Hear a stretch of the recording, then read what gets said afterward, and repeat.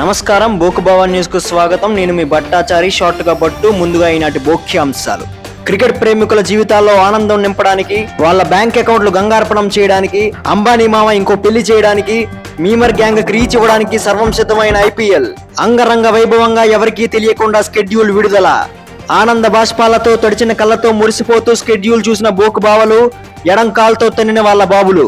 మొదటి match RCB versus KKR ని పెట్టి నిప్పు పుట్టించడానికి సిద్ధపడిన బీసీసీఐ. ఇక ఫస్ట్ సండే రోజున రాజస్థాన్ వర్సెస్ హైదరాబాద్ మ్యాచ్ లో ఉప్పల్లో రొప్పలే అంటున్న క్లాసిన్ మామ.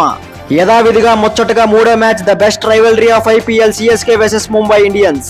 ఇది బ్లాక్ బాస్టర్ వీకెండ్ కాదు, రప్ప వీకెండ్ అంటున్న క్రికెట్ అభిమానులు. వైజాగ్ లో కేవలం 2 మ్యాచ్లు, నవ్వుతూనే ఏడుస్తున్న వైజాగ్ యువత. ఎట్టకేలకు 100 కోట్ల క్లబ్ లో ఎంటర్ అయిన నాగ చైతన్య.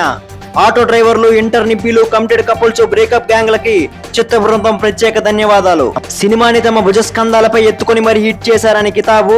సింగిల్ సింతకాయల గురించి రాని ప్రస్తావన. నందమూరి తమన్కు పోస్ట్ కార్ గిఫ్ట్ గా ఇచ్చిన ఎన్బీకే. బాబీ డియోల్ ఇంటికొచ్చినప్పుడు కొట్టిన బీజిఎం కి ఎన్ని కార్లు ఇచ్చినా తక్కువే అంటున్న అభిమానులు.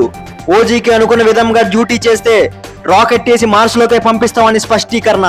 నా చిత్రాన్ని ప్రోత్సహిస్తూ నా శిష్యుడు చారి ఏకేఏ జూనియర్ ఎన్టీఆర్ ఇన్స్టాగ్రామ్ లో స్పందన.